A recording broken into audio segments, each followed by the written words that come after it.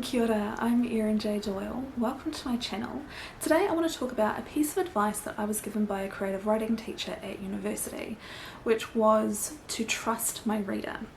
The idea is that you trust your reader to understand what you're saying and to follow you through the story without extensive info dumps and exposition and explanation. Trust your reader to understand what you are saying. Great advice. Sometimes. What I've found is that with genre fiction, especially if you are going to do anything that kind of subverts the expectations of your genre, you kind of do need a little bit of explanation and kind of spoon feeding, because your reader isn't going to easily follow you down an unexpected path. They are reading your story through a lens of genre-informed assumptions, and that's going to affect how they interpret the words that you put on the page, so you can't trust them too much.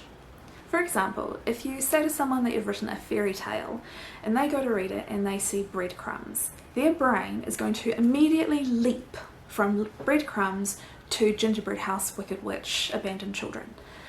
Their brain isn't going to think, oh, someone made a mess while making a sandwich. And if it takes 4 chapters before it becomes clear that it was actually just a sandwich, it's going to blow their minds, maybe ruin the story for them.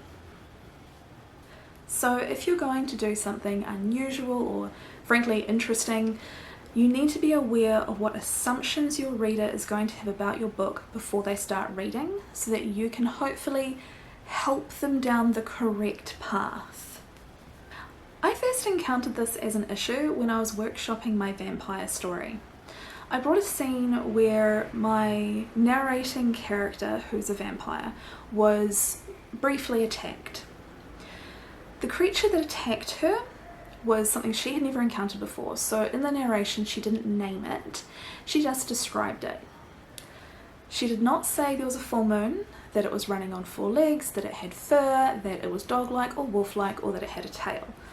But absolutely everyone in my workshop group was 100% confident it was a werewolf. Because she's a vampire. What on earth else would attack her? The thing that attacked her was a unique creature that I created for my book. So, in this case, in order to make sure that people understood that it wasn't a werewolf, I couldn't have the creature first introduced in that moment where the narrator couldn't explain clearly what it was that she was seeing. I needed a different way to introduce it, to tell my reader it's not a werewolf right from the get-go.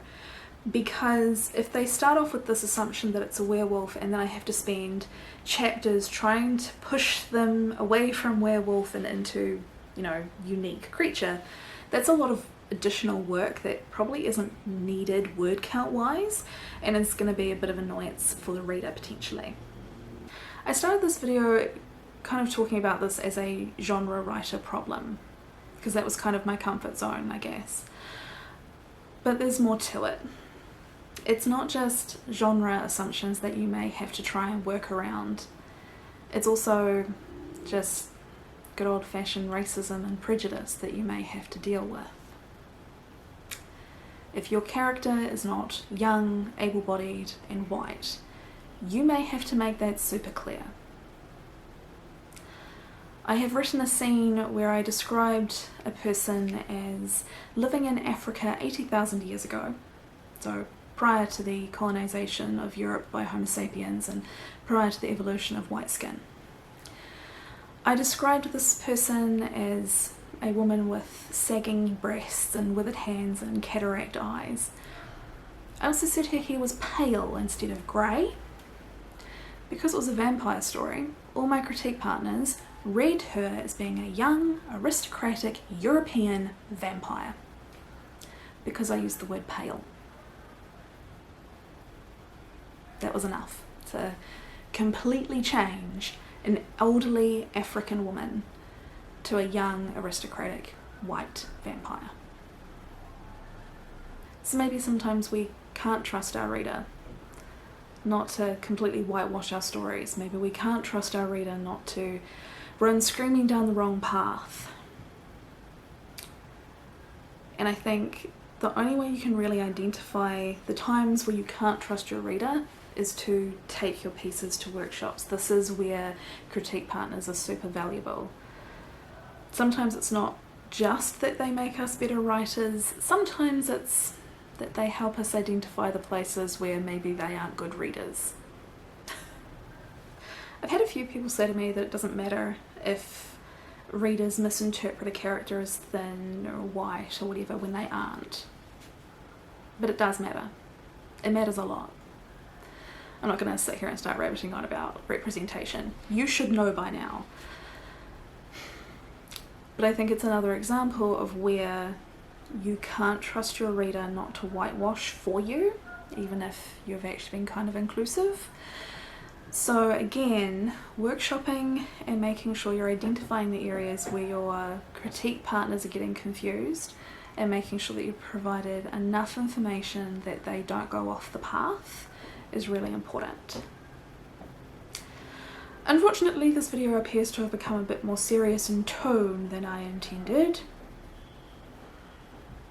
However, I guess it was necessary. Sorry. If you enjoyed this video, give it a like. If you're new around here, maybe consider hitting subscribe so you can stay up to date with my various goings on.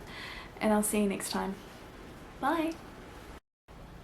This video got more serious than I intended it to be.